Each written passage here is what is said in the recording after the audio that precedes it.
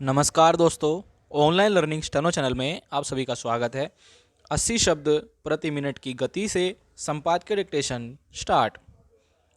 अगर सरकार संसद में सवालों से बचने का प्रयास करती है तो उसका सीधा अर्थ यही होता है कि वह अपनी जवाबदेही से बच रही है।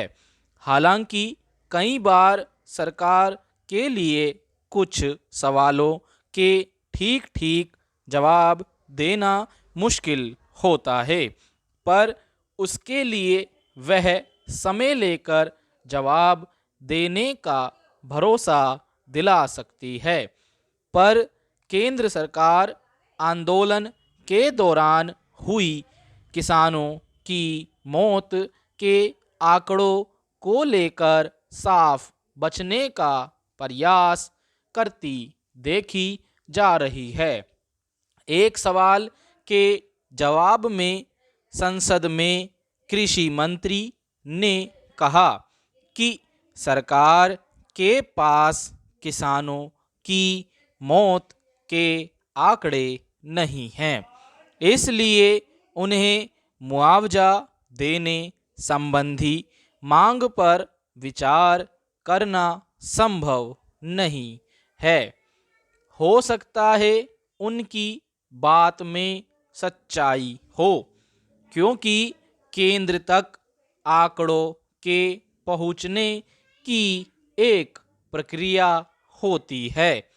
संभव है उस तक ये आंकड़े ना पहुँचे हों, पर यह इतना जटिल काम नहीं है कि इसे सुलझाया ना जा सके।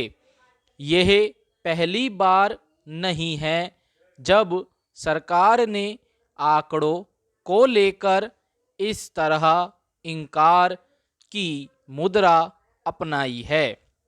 कोविड के मामले में भी जब पूछा गया था कि ऑक्सीजन की कमी की वजह से कितनी मौतें हुईं, तब सरकार ने यही कहा था कि उसके पास इसके आंकड़े मौजूद नहीं हैं।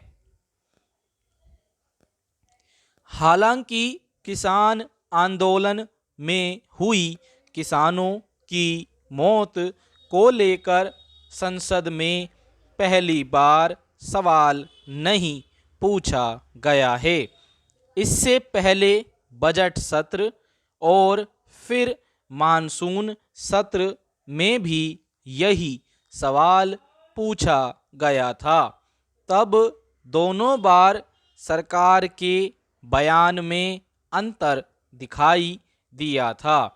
कृषि राज्य मंत्री ने आंकड़े उपलब्ध न होने की बात कही थी, पर कृषि मंत्री ने उस दौरान हुई कुछ मौतों को स्वीकार किया था। अब वे खुद कह रहे हैं कि इससे संबंधी कोई आंकड़ा मौजूद नहीं है। स्वाभाविक ही इस पर सरकार को फजीहत झेलनी पड़ रही है। दरअसल किसानों की मांग है कि जब तक आंदोलन के दौरान जान गंवाने वाले किसानों के परिजनों को उचित मुआवजा नहीं दिया जाता, तब तक वे आंदोलन वापस नहीं लेंगे। इसी पर सरकार ने मुद्दे से कन्नी काटने का प्रयास किया, पर पहली नज़र में ही सरकार का यह तर्क इतना लचर है कि उस पर यकीन करना मुश्किल है। दूसरी तरफ किसान नेता मृतक किसानों की पूरी सूची सौंपने को तैयार हैं।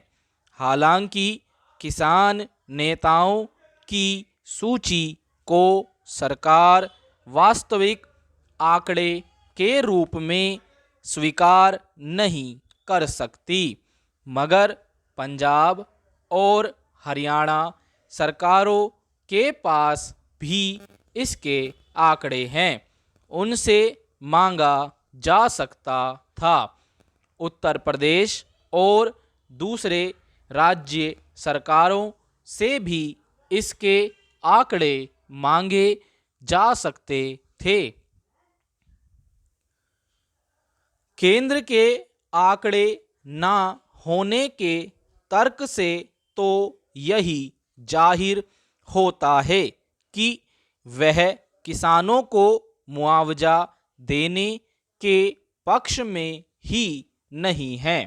हालांकि पंजाब सरकार अपने यहाँ के मृतक किसानों के परिजनों को मुआवजा और उनके परिवार के एक सदस्य को नौकरी तक दे चुकी है।